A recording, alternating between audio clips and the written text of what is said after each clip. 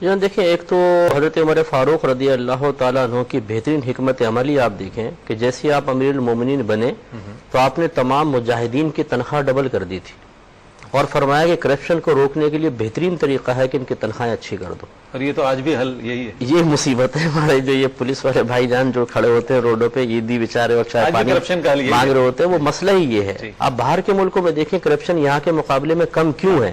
ان کی تنخواہیں اچھی ہیں، وہ اپنے امپلائی کی قدر کرتے ہیں. ہمارے یہاں ایسا نہیں ہے. اور وہ جیسے حضرت بھی فرما رہے تھے کہ باہر کے لوگوں نے اسٹڈی کیا عمر فاروق رضی اللہ تعالیٰ عنہ، ان کی کامیاب حکومت کے انہوں نے نکات کو ہم سے زیادہ جانا ہے اور اس کو باقاعدہ عملی طور پہ نافذ کیا.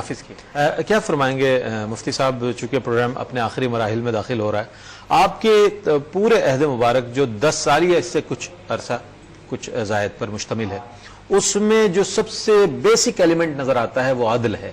اس حوالے سے عدل اور اس کے قیام کے حوالے سے جو آپ کی کوششیں ہیں یا جو آپ کی حکمت ہے، کچھ فرمائیے اس حوالے سے.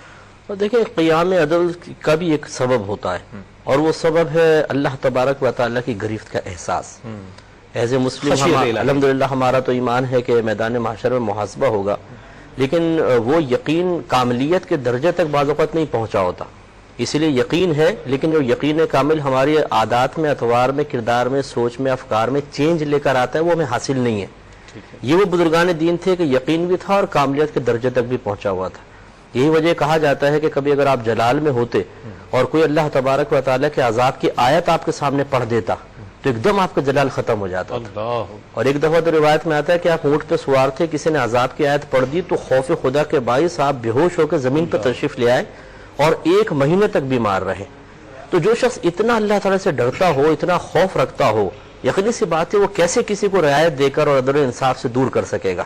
تو یہ سب سے بڑی وجہ یہی ہے. آج جیسے حضرت نے شاید فرمایا کہ ہمارے ہاں وہ چیز ہے ہی نہیں. خود احتسابی کا عمل تو ختم ہی ہو گیا. بالکل، خود احتسابی بھی خوف خدا کی وجہ سے ہوتی ہے نا. یہی عمر فاروق رضی اللہ تعالیٰ عنہ فرمایا کرتے تھے کہ اے لوگوں، اس سے پہلے کہ میدان معاشر میں تمہارا حساب و کتاب ہو تو دنیا میں اپنا محاسبہ کر لو. اور لوگوں نے خود یہ سنا کہ بعض اوقات رات میں آپ کے حجرے کی طرف سے گزرتے تھے تو آپ ایک کوڑا ہاتھ میں لے کر اپنے آپ کو مار رہے ہوتے تھے. فرما رہے ہوتے تھے کہ عمر بتا تو نے یہ کیوں کہا، تو نے ایسا کیوں کیا. اور فرماتے تھے کہ دن میں خلافت کعبہ مصروف ہوتا ہوں، رات کو اپنے اللہ کو راضی کرتا ہوں، تو میں کس وقت سو سکتا ہوں. آپ اندازہ کریں کہ اتنا جب ایک شخص اپنے اوپر جبر اور خود مطلب سختیاں کر رہا ہوگا تو لازم سی بات ہے کہ وہ باہر معاشرے میں خرابی پیدا نہیں ہونے دے گا. تو یہ سب سے بڑی چیز تھی خوف خدا، جس نے آپ کو عدل و انصاف کی طرف لے کر آئے. اب جیسے حضرت نے اشارہ فرمایا، اس میں تھوڑا سا میں اور اضافہ کرتا ہوں کہ ایک مرتبہ آپ نے سارے گورنر سے کہا اپنے مال کا جتنا بھی مال ہے تمہارے پاس مجھے بتاؤ کیا کیا ہے. جب آپ نے دیکھا تو تھوڑا سا زیادہ محسوس ہوا تو آدھا مال بیت المال میں جمع کرنے کا حکم دیا. کیا بات ہے. اور جہاں بھی آپ کسی کا تقرر فرماتے تھے پہلے اثاثے یہاں پر لکھواؤ کہ کتنے اثاثے کے مالک ہو. جیسے ہمارے یہاں اثاثوں کا مطالبہ ہوتا ہے نا آج کل، تو یہ بھیجا نہیں ہے، بالکل صحیح ہے تاکہ پتہ چلے کہ آگے کون کتنی چالاکیاں کر رہا ہے. تو اتنا جب سخت احتساب ہوگا لازم سی بات ہے کہ پھر آگے ویسے ہی ہوگا. اور آپ بعض اوقات اپنے بازار چلے جاتے تھے اور ایک درہ ہاتھ میں رکھتے تھے اور فرماتے تھے کہ جو بیع کے مسائل نہیں جانتا وہ ہمارے بازار کے قریب بھی نہ آئے. دیکھیں یہ بھی ایک عدل قائم کرنے کا ایک طریقہ ہے. عدل کا مطلب توازن قائم کرنا ہے نا. اگر آپ جاہل شخص کو بازار میں آنے دیں گے وہ بگاڑ پیدا کر دے گا. تو خود امیر المومنین درہ لے کے کھڑے ہوئے ہیں کہ خبردار کوئی کمیل آدمی جاہل آدمی آ کے بیع نہ کرے، نظام بگڑ جائے گا. تو اس قسم کی تمام ہم جب چیزیں دیکھتے ہیں. آج آپ دیکھیے میرے ایک دوست تھے یو کے میں جج تھے، تو ان سے ایسے میں گھر گیا تو انہوں نے بتایا کہ ہمارے یہاں یہ قانون ہے کہ اگر آپ کے پاس کوئی کیس آیا، آپ کے ریلیٹیو کا آ گیا، کوئی دوست کا آ گیا، تو آپ کو بتانا پڑے گا کہ یہ میرا دوست ہے، رشتہ دار ہے، یہ کیس میں نہیں سن سکتا ہوں.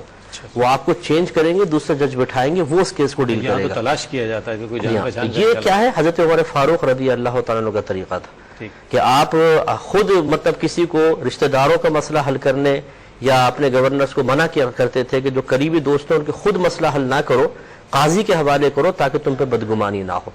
یہی وہ برکات تھی ان حکمت عملی کی، پریکٹیکل طور پہ ان کاموں کو کر کے دکھانے کی کہ آج الحمدللہ ان کی مثالیں دی جاتی ہیں.